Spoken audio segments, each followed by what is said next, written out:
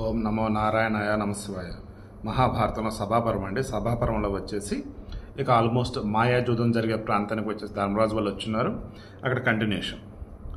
పరాక్రమశాలి మహాబాహు అయినటువంటి యుధిష్ఠిరుడు సోమదత్తుని కలుసుకుని అంతకుముందే అక్కడికి వచ్చి ఉన్నటువంటి దుర్యోధనుడు, శకుని, శల్యుడు మొదలైన వారిని కూడా కలుసుకున్నాడు.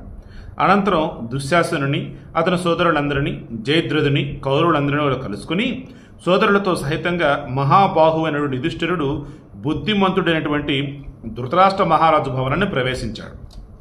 అక్కడ నక్షత్రాలతో పరివేష్టింపడినటువంటి రోహిణీదేవిల కోడళ్లతో కలిసి కూర్చున్నటువంటి పతివ్రత అయినటువంటి గాంధారిని చూశాడు.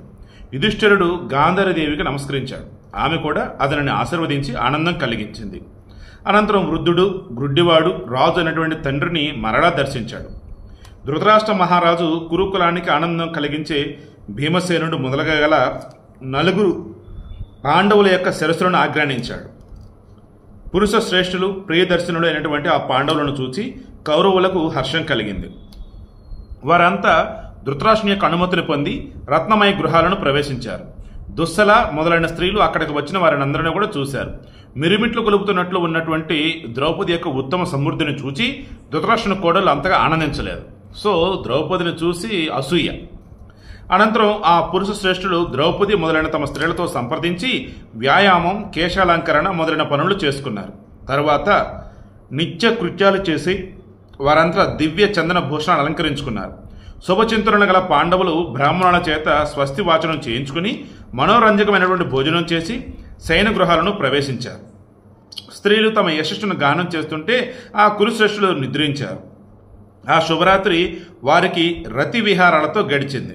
ప్రాతకాలంలో వంది మాగదులు స్తోత్రం చేస్తుంటే విశ్రాంతి పొందిన వారు నిద్రలేచారు.